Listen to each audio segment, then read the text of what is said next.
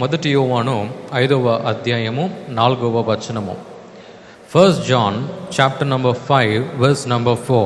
దేవుని మూలముగా పుట్టిన వారందరూ లోకమును జయించుదురు. లోకమును జయించిన విజయము మన విశ్వాసమే.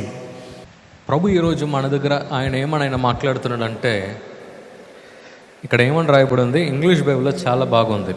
For what ever is Born of God overcomes the world, and this is the victory that has overcome the world, our faith అని చెప్పేసి రాయబడి ఉంది. అంటే ప్రభు సృష్టించిన అవంతా కూడా ఏం చేస్తుందంట తెలుసా, లోకాన్ని జయించగలుగుతుందంట.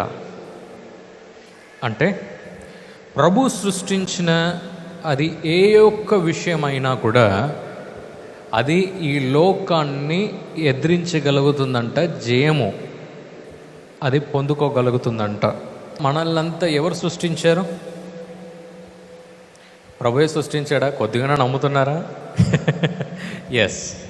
అంటే what ever is Born of God, అంటే ఏ మనిషి అంతా ప్రభు యొక్క వాక్యముతో అది క్రియేట్ అయిందో వారందరూ కూడా ఈ లోకాన్ని జయించే శక్తిని అది ఇస్తుందంట.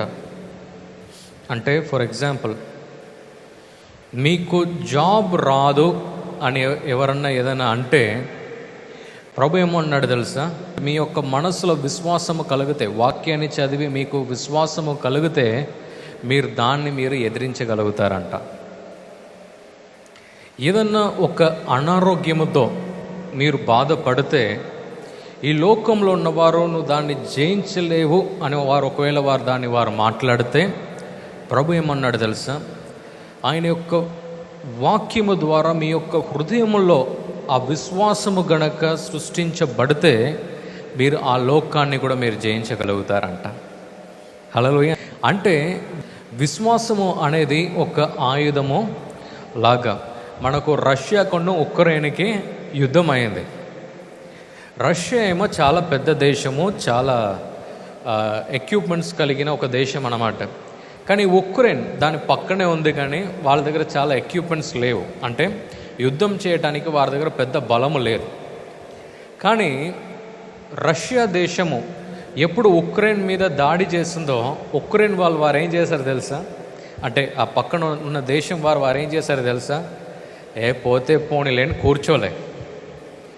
ఎవరందరూ వట్టిగా వారి యొక్క ఇంట్లో కూర్చున్నారో వారు కూడా యుద్ధానికి వారు వెళ్ళారు.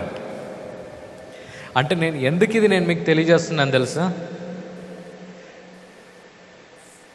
ఫెయిత్ అంటే విశ్వాసం కూడా ఏం చేస్తుందంటే, మనము ఎదిరించలేము అని తెలిసిన వాటికి కూడా ఎదిరించే శక్తిని విశ్వాసము మనకిస్తుంది.